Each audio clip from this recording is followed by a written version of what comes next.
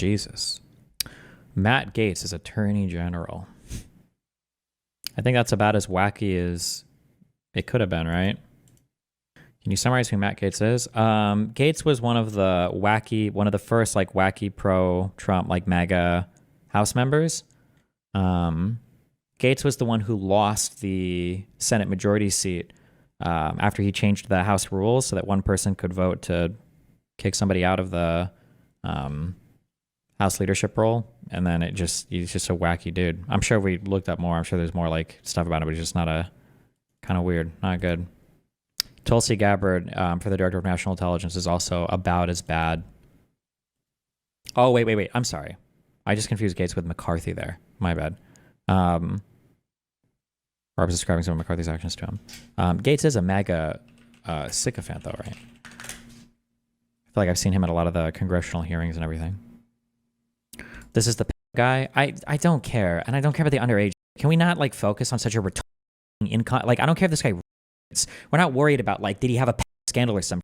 You're worried about him like destroying the democratic foundations of the United States of America by attacking the institutions of our country by being the Attorney General of the Department of Justice. I don't give a about some underage some kid thing. Okay, that's so not relevant to anything. Holy shit! What a thing to fixate on. Who the cares? Like the bad thing is him being the Attorney General. Jesus, and all the horrible fucking things he might do as part of the institution of the DOJ. Gaetz was the guy who made the call to kick McCarthy out as Speaker. Oh, that might have been it. Maybe he was one. Yeah. I agree, but if you want public pressure to get senators not to vote for him, yeah, but it seems like nobody cared when it happened. No, are people going to suddenly care if you bring it up again?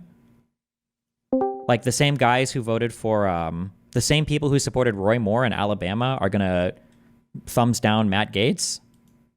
How many cars did you sell this month? 35. Whoa, 35, not bad. How many are you going to sell next month? Hoping for 40. How about this? How about you sell 50 cars or I kill your entire family? Would you sell 50?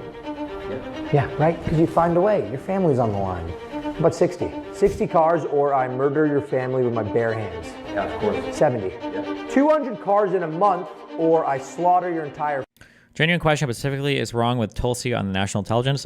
Tulsi is the closest thing to a sitting member of Congress I've ever seen as somebody who's bought and paid for by Russia. All of her talking points are strictly anti-American. She hates U.S. foreign policy. She hates U.S. position on the world stage. All of her talking points about Ukraine and every international affair the U.S. is involved in is copy-pasted from the Kremlin. If she is an individual that thinks for herself, then it's pretty scary that she happened to come to all the same answers about what U.S. foreign policy should be that aligns totally with Russia. If she's bought and paid for by them, that's also probably bad, but she's a disgusting human being. family's on the line. How about 60? 60 cars or I murder your family with my bare hands. Yeah, of course. 70. Yeah. 200 cars in a month or I slaughter your entire family. That's a lot of cars. They'd be f***ing dead, Jake. I mean, I figured it out. Okay, 1,000. Okay, 10,000. 10,000 cars or I execute your triplets. How'd you know I have Right there. That's my basement. They can't hear you. You have 1 month. Clock's ticking, cowboy. See, guys, success is a mindset. Guy went from selling 35 cars in a month to 10,000. It's all here, right? In fact, let's just start with that. Why do you think there's a war in Ukraine happening? Oh, why we should pull out. Hold on. Can we hit every... I wonder if we can hit all the Russian talking points. Let's see. Hey, maybe I'll be wrong. Maybe she'll impress me.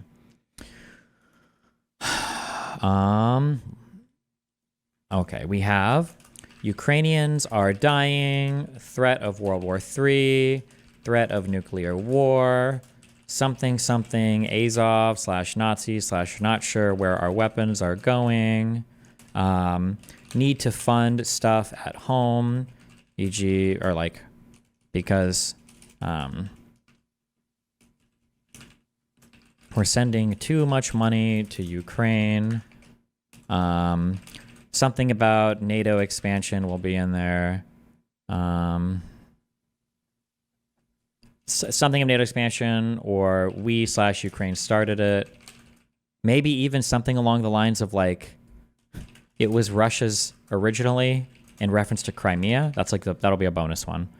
And then maybe, okay, wait, we'll do 2 bonus ones. We'll do it was Russia's originally, and then we'll do 2014 was a CIA coup because of the Nuland phone call. Okay, let's try these. All right, let's see what we got.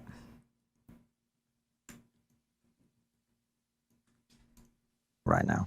Well, you look at the triggering. In fact, let's just start with that. Why do you think there's a war in Ukraine happening right now?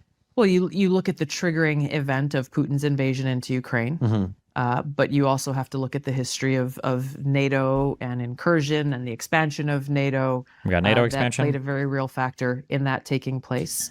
In addition to Kamala Harris and others in the Biden administration in the days and weeks leading up to Putin's invasion of Ukraine, basically saying, well, Ukraine needs to be a member of NATO, even though that was not a realistic thing at that given time.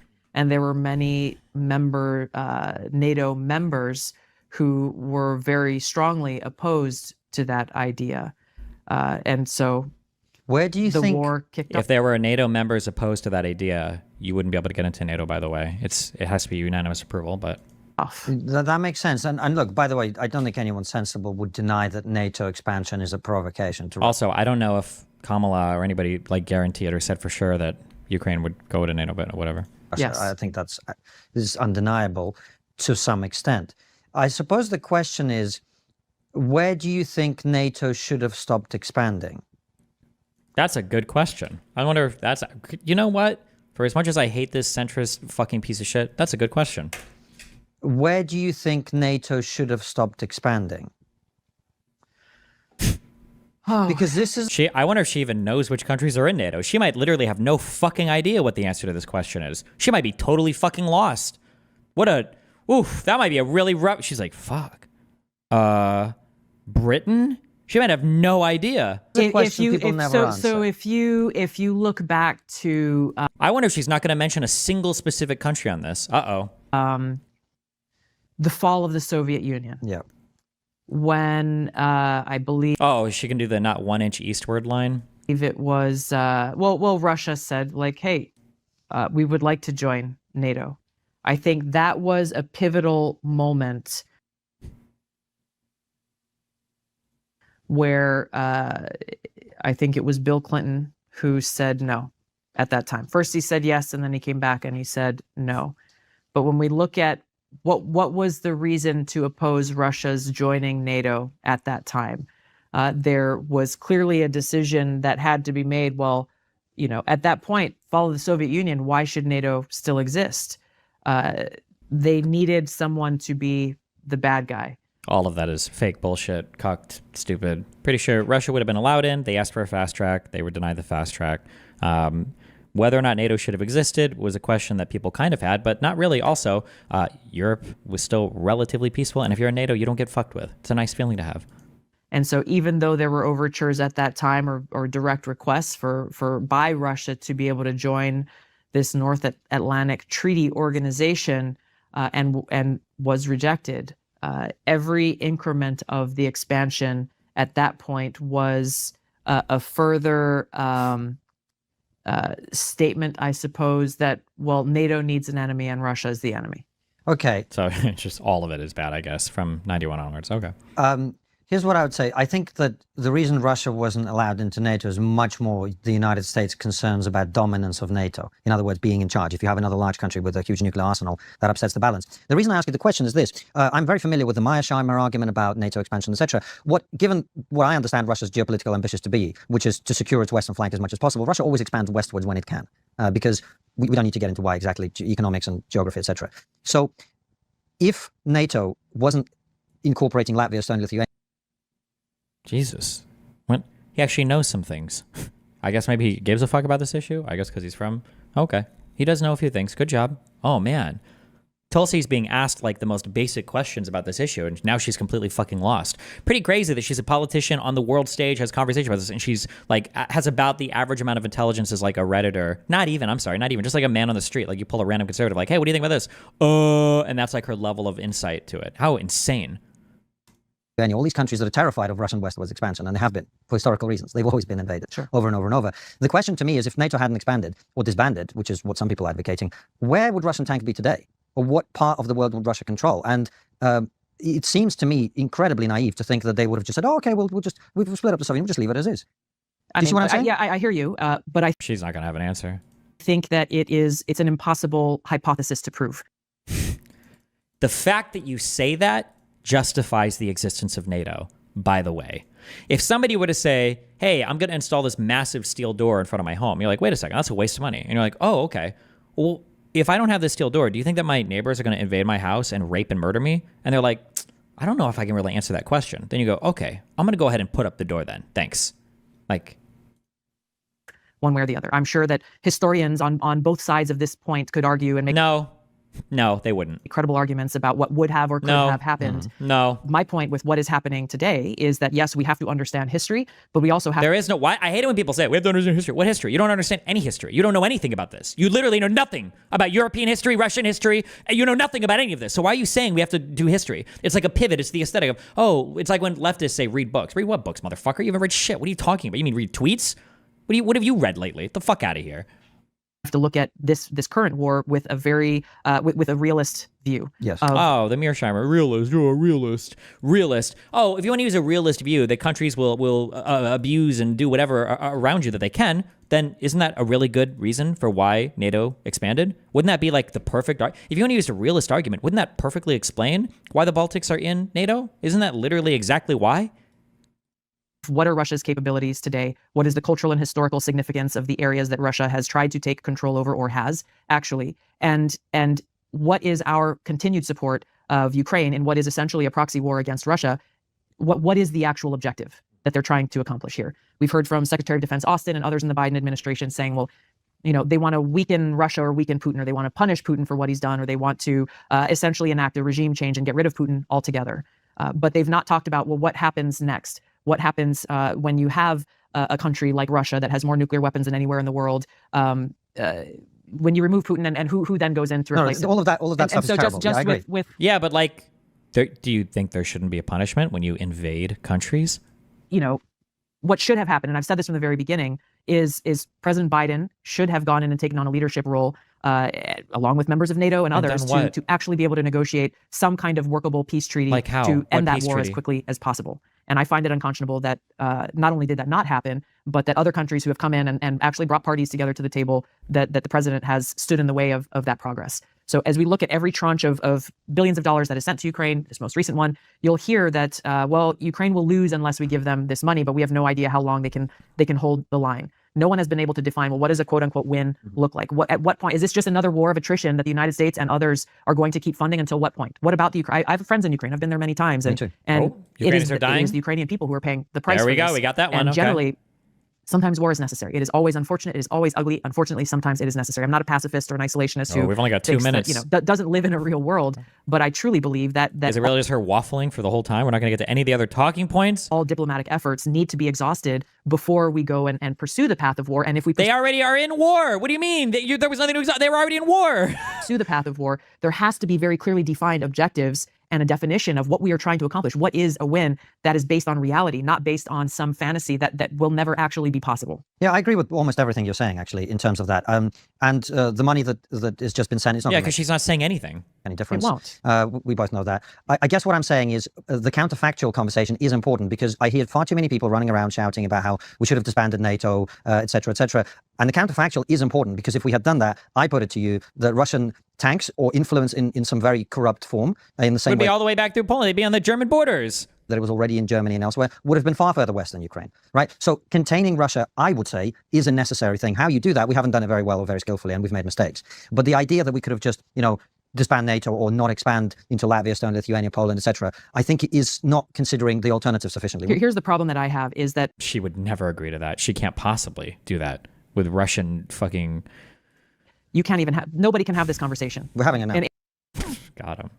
We can't even know because the U.S. has been so evil. In America today. I'm talking about between the policymakers and between the talking heads on TV. Even an academic discussion about this is not permitted. As soon as you bring up, I agree. I think there should be this fact, counterfact, back and forth argument that needs to be a part of this before glibly saying, well, we're going to enact this policy and that's just the way it's going to be. We have to have this dialogue. The fact that it is not allowed in Washington or in the media today is a major problem. What?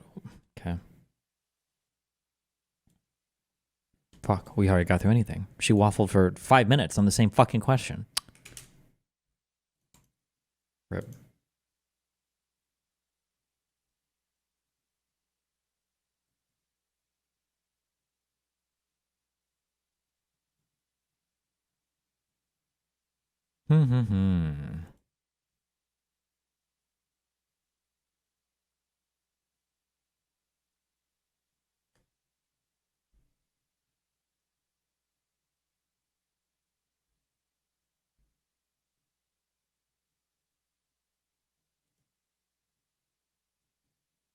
What does the director of the DNI do? Are they like the NSA or CIA? I want to say a lot of intelligence agencies are under the DNI. Hold on, this is one of those weird. I think. Can I see a?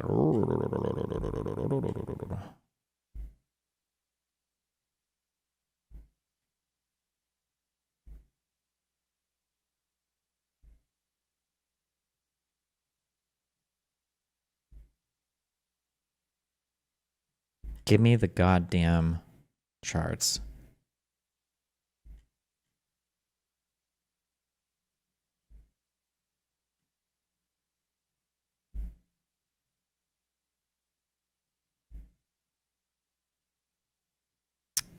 Do all of these people report in one way or another? So like the FBI might report to the DNI, but the FBI is under the DOJ.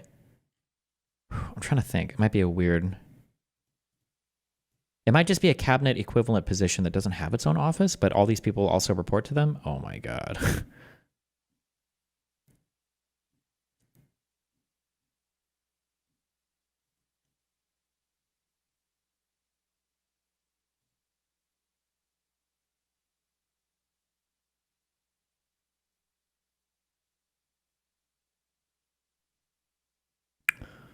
Trump would adjourn both houses of Congress under Article 2, Section 3, and then recess appoint his cabinet. I'm not sure how recess appointments work, but I do know that he was supposedly looking for people that were cool with recess appointments, which would be pretty not good.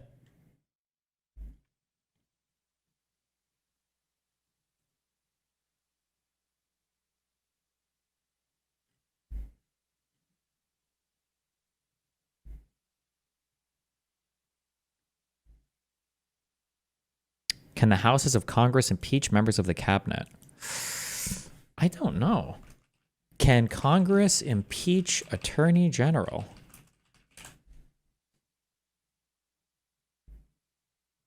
Yes, I believe you can.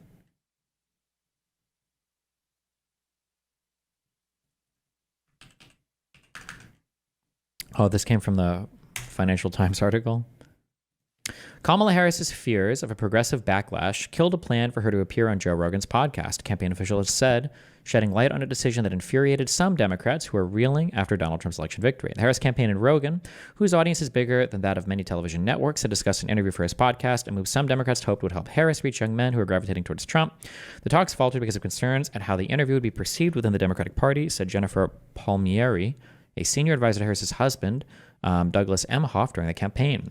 There was a backlash with some of our progressive staff that didn't want her to be on it, and how there would be a backlash, Palmieri said on Wednesday.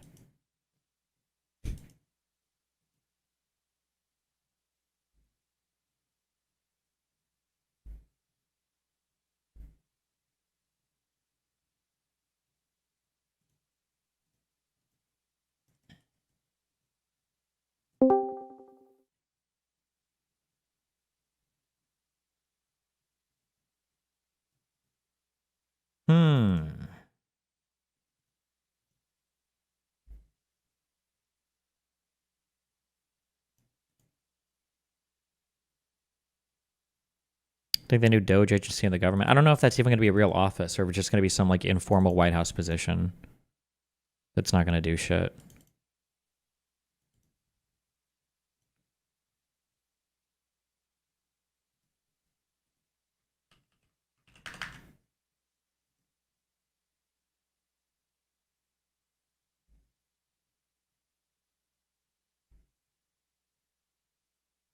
Apparently, senators are shocked and saying they want to approve Gaetz or Tulsi. I mean, they only need a majority of Republicans to do it, right? Do you need 60 or 51 for appointments? Also, they could just kill the filibuster as well, which they might. 51, if they needed to.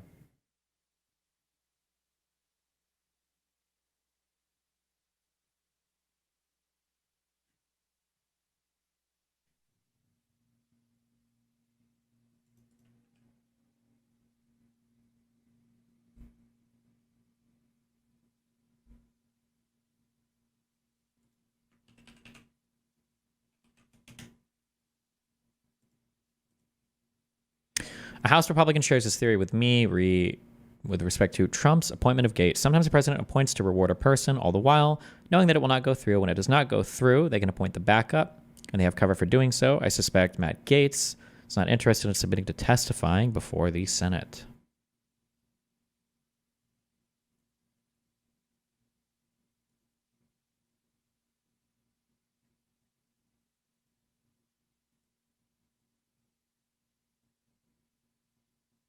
So am I going on Joe Rogan would have been a bad thing? I don't think it would have been a bad thing. But I also think that people are overselling it. I think there is a left-wing media problem, but I doubt that like going on Joe Rogan would have made the difference. I don't think so. I don't think that was swinging hundreds of thousands of votes, but...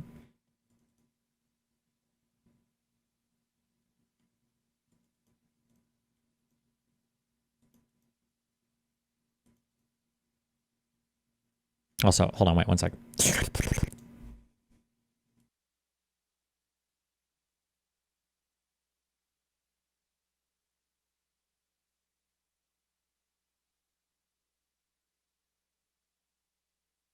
Oh.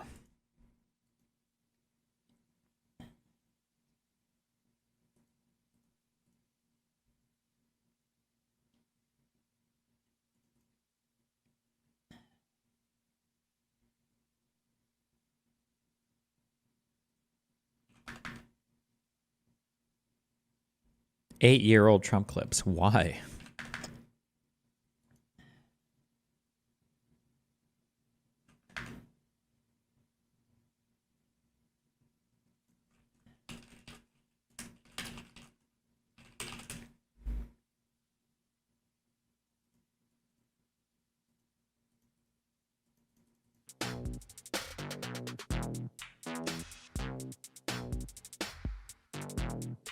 Oh, he's actually streaming on Twitch. Not bad. In terms of... Well, he's got a whole little overlay and everything.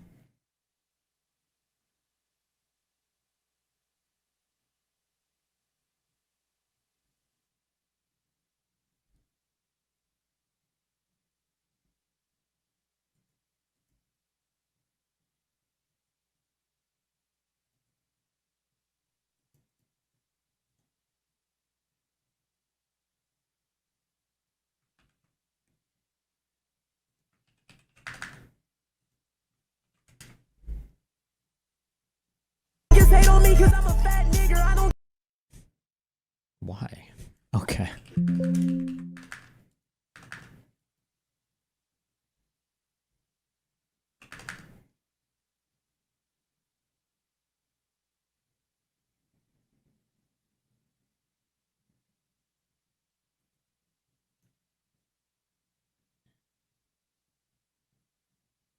Trump transition team drawing up a list of military officers to be fired may include Joint Chiefs of Staff. Based.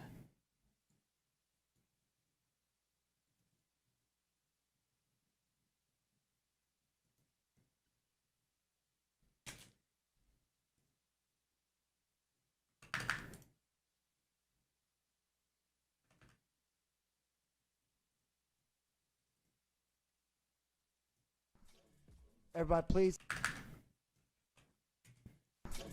please welcome Brody Fox to the stream. Brody Fox, hey, welcome to the Oddcast Podcast. This Tuesday night, it's a pleasure to have you in here. I had a lot to say. What's on your mind? What do you want to say? Go ahead, sir. We are listening. Hey, DT. What's up, Brody? Can I tell you a joke? Let's go for it. I want to hear it. Your mama is so fat. She lives on 1902 North Bell Avenue, Denton. Why? Why would you link this?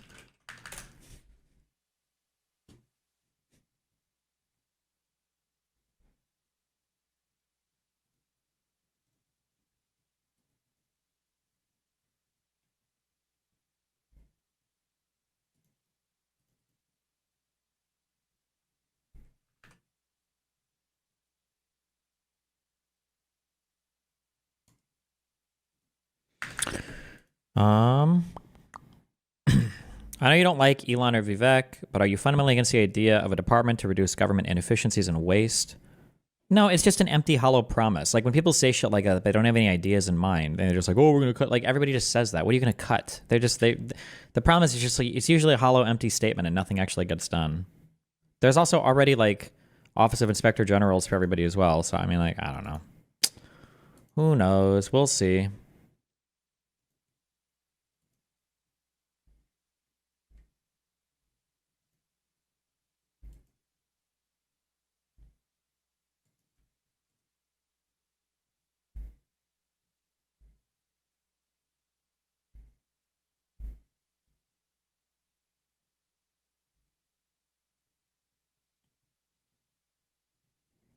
Trump said they'll have up until July 4th, 2026 to do all their cuts. Some experts expect up to 30% of total budget cut. No shot.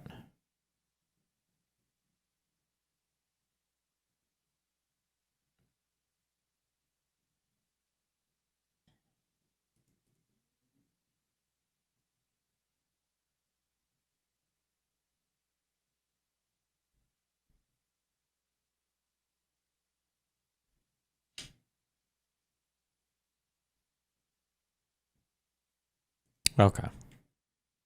All right. I have anything else tonight? I think I'm just gonna keep. We need to do these 2 Federalist papers, 9 and 10. I think we're just gonna do that for now. Oh wait, also wait. I wanted to fill out a couple of these every day too. 2 more of these.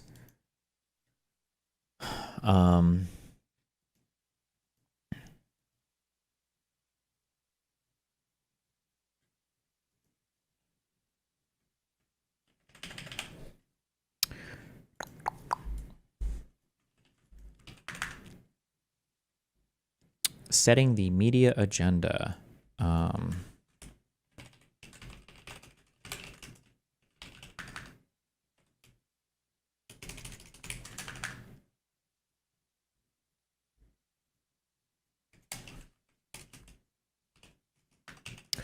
Even on platforms where there are no right-wing voices, it feels like the conversations that we have publicly are almost entirely controlled by right-wing talking points. E.g., we are either fighting against something the right is doing or responding to a right-wing attack.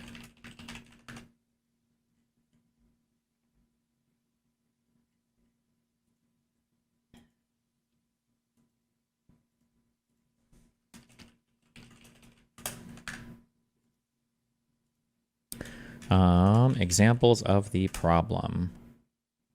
It could be like the caravans at the border over and over again. It could be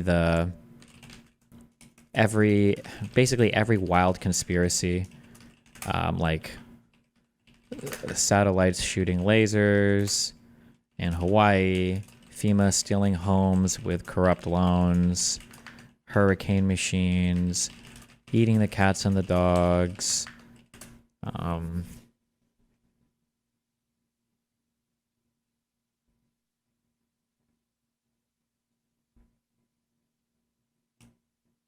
Just any of this shit.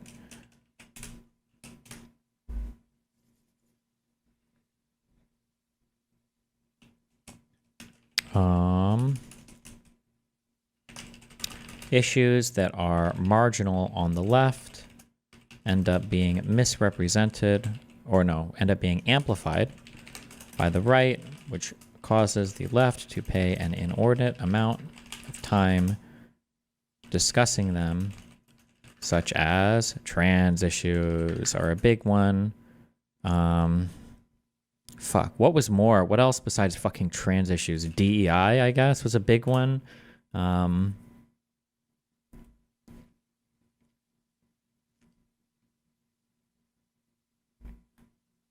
Oh, CRT.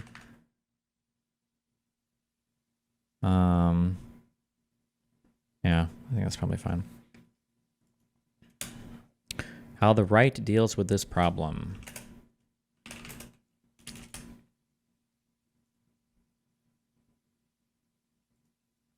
I feel like conservatives just don't. The right has an entire media apparatus that its candidates can make appearances on that have zero accountability for any of the things, for any of the accusations made against them. E.g., Trump would never be seriously challenged on any of the mainstream or alternative media right-wing podcast circuits, or right-wing podcast shows. And when he is being challenged, he often just talks through it and ignores any criticism and pushes forward.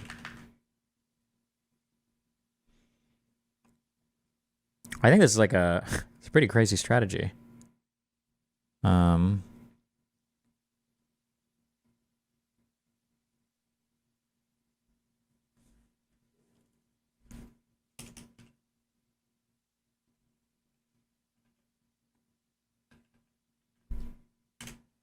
Yeah. I mean, like Joe Rogan, Tim Pool, basically any/all podcast media platforms where right-wing candidates regularly make appearances.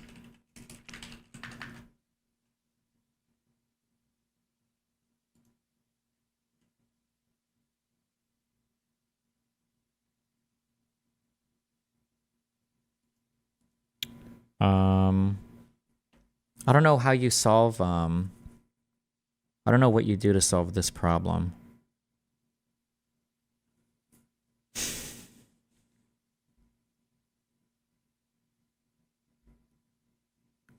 Like, if the right wing has this ability to, like, I don't know, what do we say that, like, we never want our candidates to be held accountable? That seems like really shitty.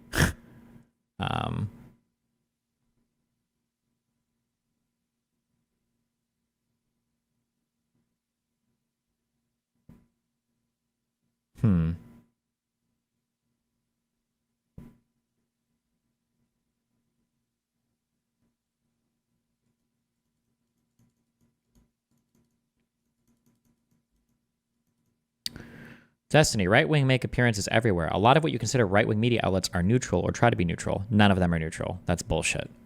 Somebody actually emailed me a really great example of that, actually. He called it the double hater phenomenon. Some guy emailed me. And it actually appears in polling data, too, which is really true. And it's funny because it mirrors Russian propaganda as well, where basically, if you ever meet somebody who says they don't like both candidates, they are always voting for Donald Trump. You'll never meet somebody who's like, I don't really like either candidate, man, so I'm going to vote for Kamala. You never see those people. It's always, I don't really like either candidate, so, I'm voting for Trump every single time. It's so crazy. Yeah.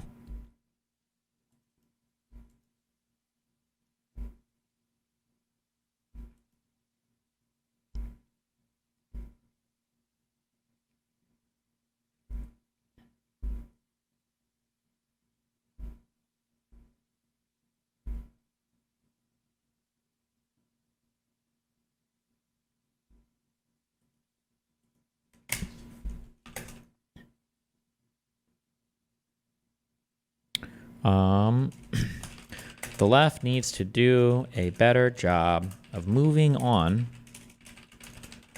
from deranged talking points that the right tries to project onto the left and focus on faults of the right. The left also needs, left-wing media also desperately needs to hold right-wing people accountable when they act insane, instead of trying to both sides every single issue / person.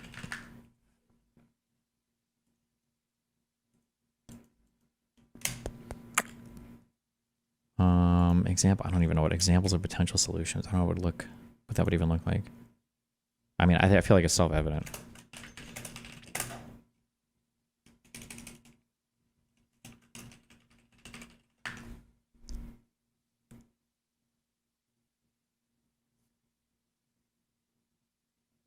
Destiny, it leads to an interesting question. Why do people say they don't like either candidate but then vote for Trump? Because I think people like Trump basically build themselves off of a hatred for the system and the institution. And so if you hate everything, then you're like, fuck it, I might as well go with Trump because he wants to change everything, right? Trump is like, some people, at least in 2016, a vote for Trump is a vote saying like, I'm mad, but I'm not sure what I'm mad at, and this guy's going to fuck it all up, basically. Yeah.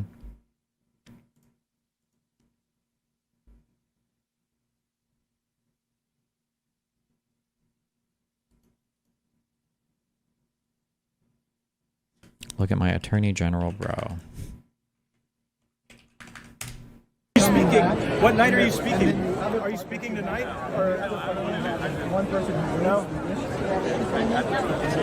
Hey, you're not. If you took that stage, you would get booed off of it. you would get booed off the stage. Damn.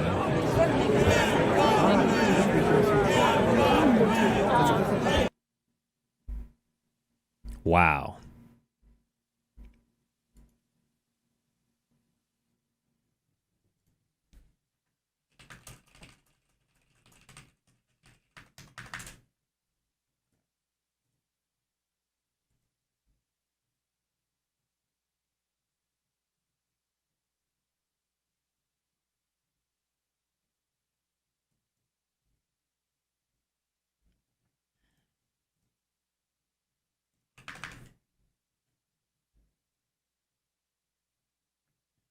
Why are people mad without knowing what they're mad at? How do we fix that? I think a lot of it is conservatives telling people to be mad at things. But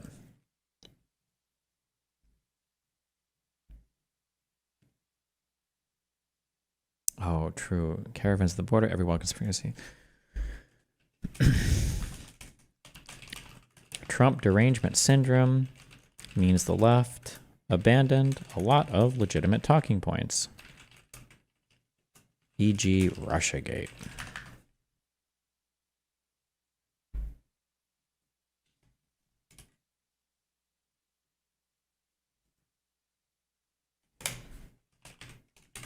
The left feels like it is always on the defense and left trying to explain or rationalize itself.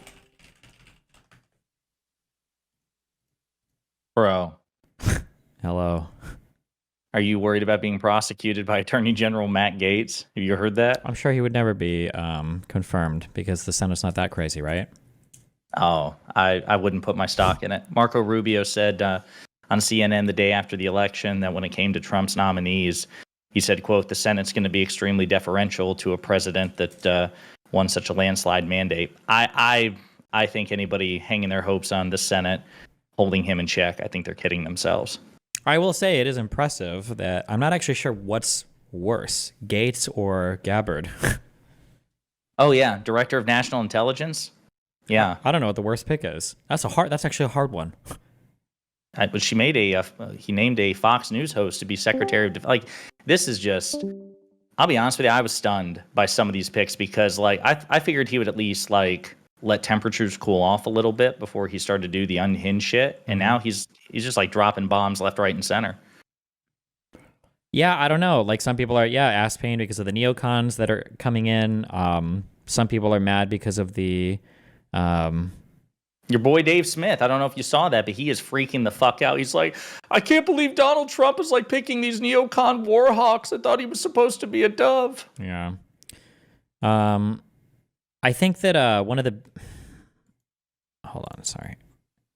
things that people need to be aware of is that the hawkish shit doesn't matter. Like, even if Rubio was a hawk, that was before there was the talking point of like American money is being stolen by, Ukrainian aid. So it is possible that a lot of these people that came in hawkish end up becoming like super like populist or protectionist or anti-interventionist as well. Like, that's possible too. We don't know. We won't know until they start talking, I guess, about current policy. But yeah. Well, Rubio, listen, cards on the table. I wouldn't be surprised if Rubio goes that route because Rubio has been, he's proven with Trump himself that he's, willing to set aside longstanding principle. Remember, It wasn't just Ted Cruz talking shit about Trump during the 2016 primaries. It was Rubio. Rubio was the one who actually made some of the most personal insults, implying that Trump has a small dick because he has small hands and, making fun of his hair and all that shit. And Trump gave it back too. And then he just walked all that stuff back. He used to be pretty hawkish on China and Iran and on Russia, but I'll put to you like this. I obviously my theory is that Trump picks certain people like Rubio, I think, to watch them twist themselves in real time. Like, he could have picked anybody for Secretary of State. There's nothing like uniquely qualifying about Marco Rubio, but I think like it's because he knows Rubio will ultimately bend the knee, and my suspicion is he takes some sort of personal satisfaction knowing, like, this guy used to talk shit about me. He used to say that Putin was a son of a bitch and all this, and because I'm buddies with Putin, he's going to walk all that back, and he's going to lean more into the populist bent. That's my theory on why he picked somebody like Rubio. But yeah, that's Yeah, it's crazy, possible. man. I have no idea. I'm not even gonna try to make predictions for whatever the fuck is gonna happen over this cycle. Are any of these nominations surprising you though? Yeah, I mean it's all surprising. I mean, but I mean, like who, like the Huckabee pick, and then and obviously Rubio is weird. I mean, Gabbard and Gaetz are horrible. I don't know if you'd say they're unexpected. I mean, like I don't know. Like if I don't know. Does she have any? I'm curious because I know she's ex-military, but does Gabbard have any like actual intelligence background? She doesn't have any intelligence. She's fucking retarded. She's just like she's a copy pasted Kremlin stooge. That's all she is, and she's like stupid to boot. God. Yeah, the Huckabee thing. I forgot what position. It's not UN ambassador, right? That's Elise Stefanik. What position is he giving Huckabee? Huckabee got, I think, ambassador to Israel. Oh God. Yeah. Oh Jesus. I don't know, man. Some people I saw online were criticizing Biden about being friendly with Trump for the White House meeting. I honestly don't blame him for what the fuck's he gonna do? Like, I understand they're like, oh, you've been calling him a threat to democracy, but now you're shaking his hand and welcoming him to the White House. But I'm like, what's the alternative? I know you're pushing hard on Democrats playing more ruthlessly, and I love that because I've been advocating for that from the beginning. But when it comes to how Biden handles the transition, what would you want from him?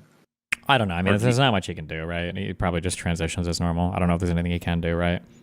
Yeah, I mean, it probably. I think he's bound by precedent. I think it'd probably be really dangerous if he did anything to the contrary. His press secretary has been called out on this, like, the dissonance between what he's doing and what he said about Trump. And she said, listen, everything Biden said about Trump, he still says. He still thinks that he's a threat to democracy and yada, yada, yada.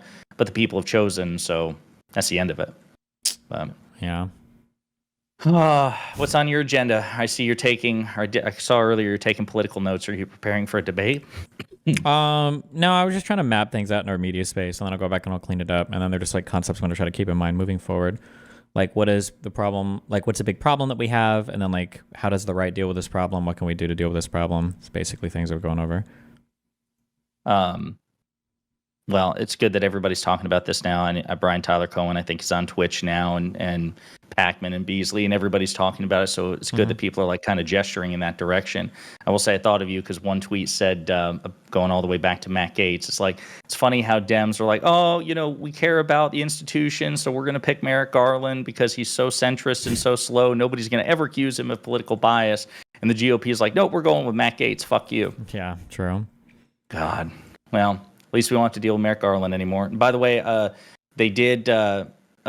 Jack Smith has announced that he will be stepping down before Trump takes office. So Trump won't even have to fire him. He'll be gone by the time Trump's nice and easy for him. Yeah, because Garland, apparently, it was reported that Garland was already taking steps to basically kill the investigations. I saw that article like a week ago or something. So.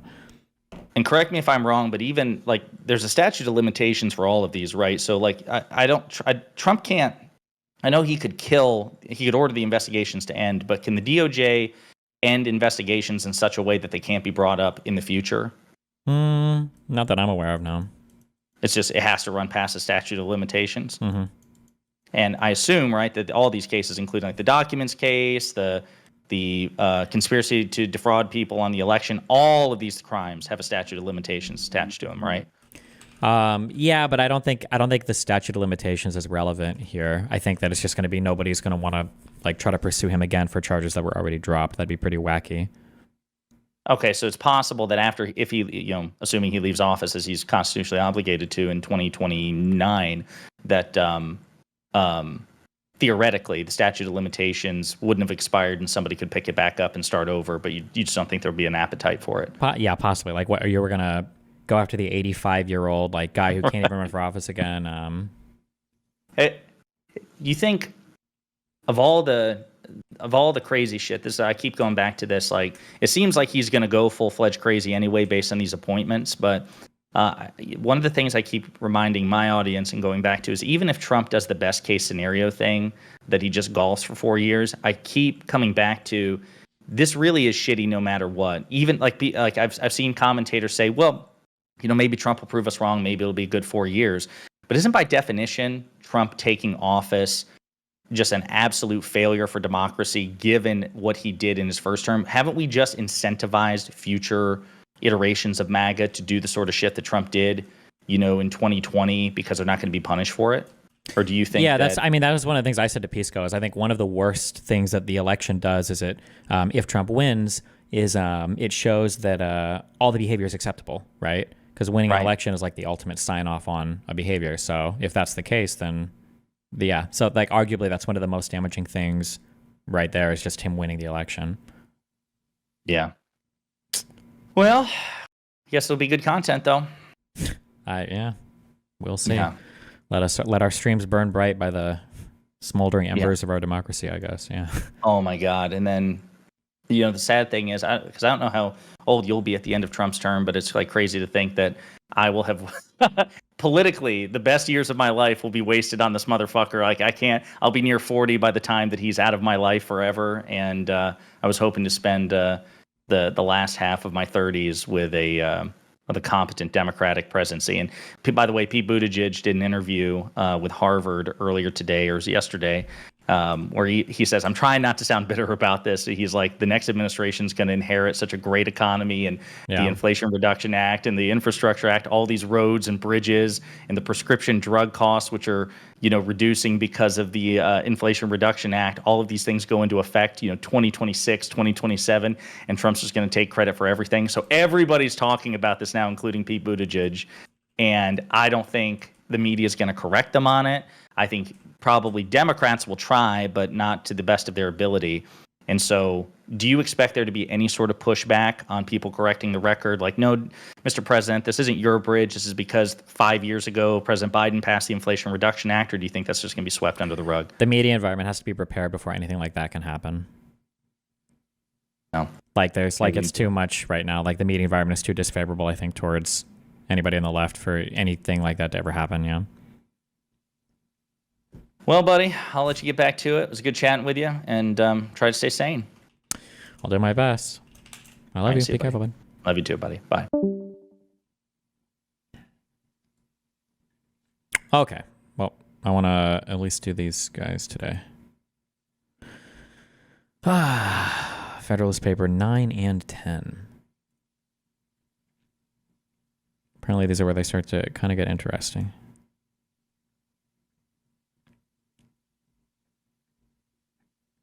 Who's on anything else tonight? Big car YouTuber guy, and me and Dan.